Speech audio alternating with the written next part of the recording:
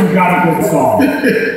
You told me a story one night. I sort of collect show business stories about people in show business coming up and their parents. Mm-hmm. And you told me a story one night about your mother coming to see you for the first time. First time. Yeah. Yes, and I can speak, I think, for people in comedy, generally, that it's true that the first time your parents see you in a professional setting, doing stand-up comedy, it's pressure that you can't imagine. Am I right in your case? Yeah. And in your case? My parents were living, but go ahead.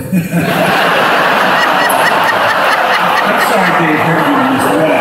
I'm so sorry. Yeah. You gonna be okay? I need to be helped. Yeah. Go ahead. Yeah. Did they ever see you in the bra? Yeah. That's when they came up to the room too early. And that's why they passed away. Yeah. Well, that's what killed me. Well, here we are again. Yeah. Yeah, I don't have much of a story there. But, Hey, what? I tell you what. Wait a second, she saw you. What did she say? Well, you just said that. Oh, yeah, I'll tell you what it was. It was Doc Severinsen. And by the way, how great was the Flydini clip? How great was it to see Johnny? Oh, my God. So it was Doc Severinsen and I were appearing in Indianapolis at a place called Clues Hall on the campus of Butler University. Beautiful, beautiful facility. And Doc Severinsen, being a gentleman, kept bringing me out for encores. Even though I had very little material, I certainly didn't have anything for an encore. But I kept having to come out and, I'm still here! So finally at the end of the show, my mom comes back into the dressing room. I don't know how she found it. And she's standing there, and I'm putting on my, toweling off and changing clothes and getting ready. And she stands there and stands there and stands there and stands there and stands there. And I'm thinking, oh, please say something. Anything about my performance. Please, anything. And finally she says, David, we have to be going. And that's why I'm here tonight.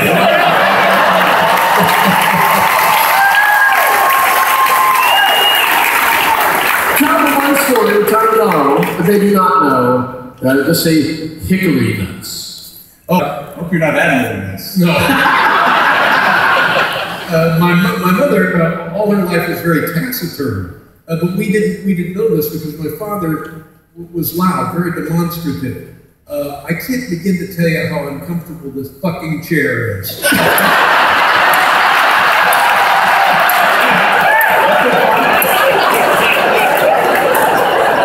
What do you mean?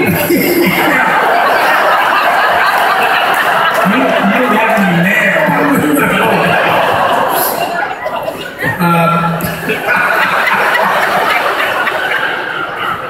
So we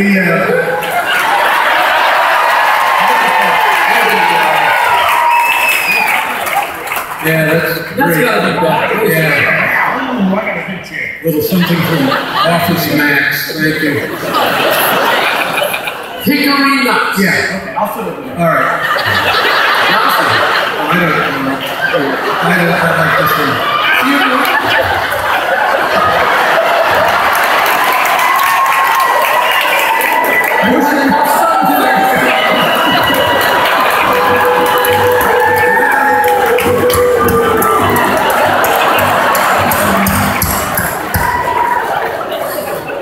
Hickory nuts. Yes, suddenly it's like a Gallagher show.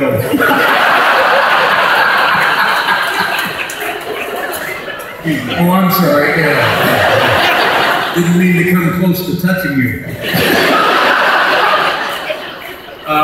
So my mom becomes an integral part of the show. And, thank you. And we're covering the CBS is covering the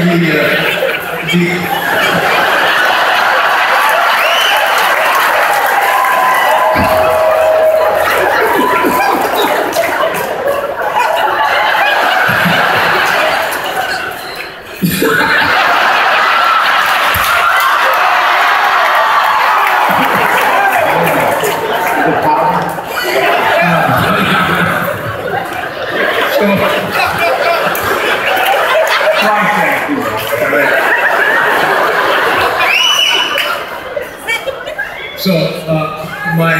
my father passes away, and suddenly we realized Mom's got nothing to say. That she had for 50 years, she had said nothing because my dad kind of got, he would walk through the house and the lamps would rattle, and he always had stuff going on.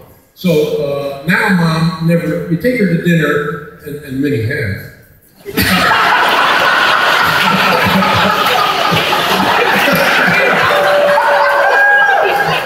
And all you hear is the silverware clanking on the plates. So anyway, I think here's what we'll do. We'll send her to Lillehammer to cover the Olympics for CBS.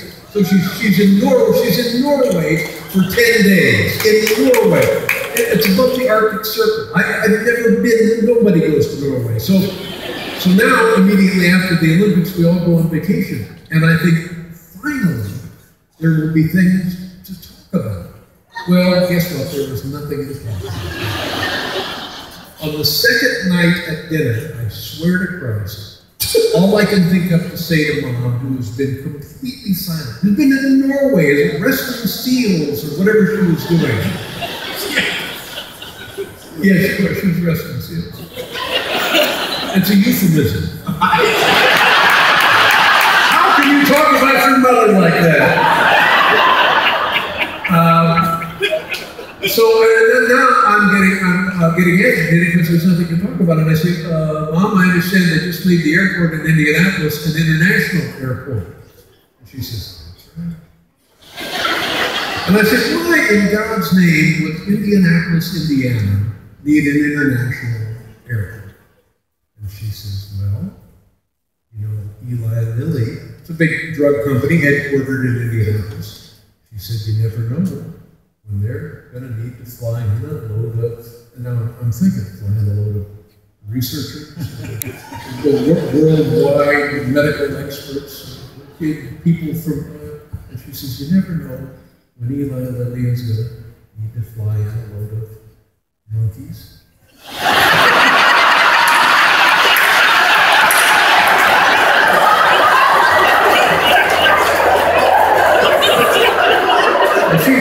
At the time, she was married to a tremendous guy who was an architect. Essentially my stepfather. He raised me since I was 27.